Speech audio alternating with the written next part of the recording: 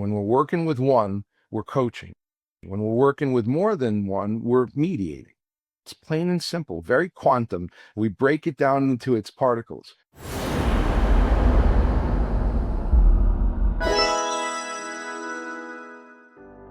The overall industry is some degree of conflict resolution. When you're facing a dispute, one option you have is to hire an attorney and to battle it out in court. That's probably the one most people are familiar with. Alternative dispute resolution, ADR, involves other choices. And those three main choices are arbitration, mediation, and conflict coaching. Sometimes it's referred to as divorce coaching. It means prepped and primed to compromise, to understand that conflict is caused by polarization, pitted against each other as opposed to placed next to one another in the same direction with a goal that needs to be achieved together. This North Star, this ultimate destination in conflict that people want to get to, but recognizing from day one and really embracing it, they're gonna have different ways to get there. And that's part of conflict resolution, giving it time to work. The litigation model does not allow that. Conflict coaching is a little bit different because that option's available to people who want to come to the table, but can't get the other people involved in the conflict to the table. And we see this particularly a lot in divorce, separation, and co-parenting, though we do a little bit in the inheritance world. Co-parenting, mom, dad, come to us and say, hey, my co-parent is not willing to work on this with me. They want to keep litigating. But I want to do everything in my power to make this better, even if the other person's unwilling to meet me there.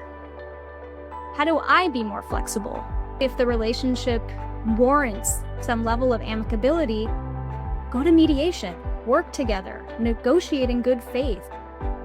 The me in mediation goes beyond just me.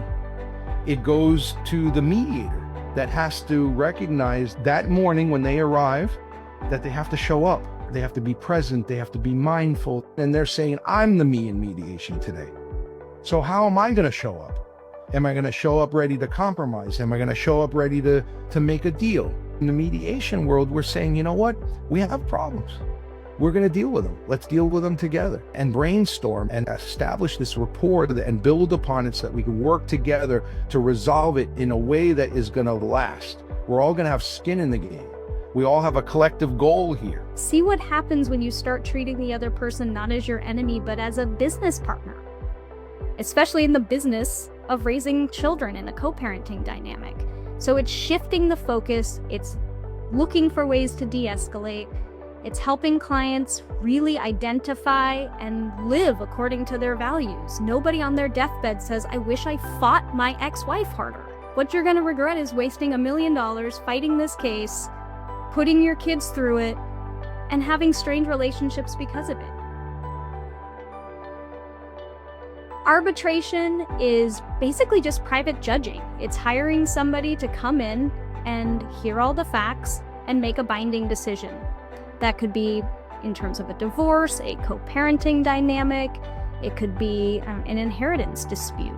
They will come in, they'll hear everything there is to hear, and they'll make a final decision, and you'll live with that decision.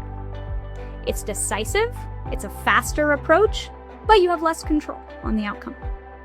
Alternative dispute resolution, ADR, mediation, arbitration, conflict coaching.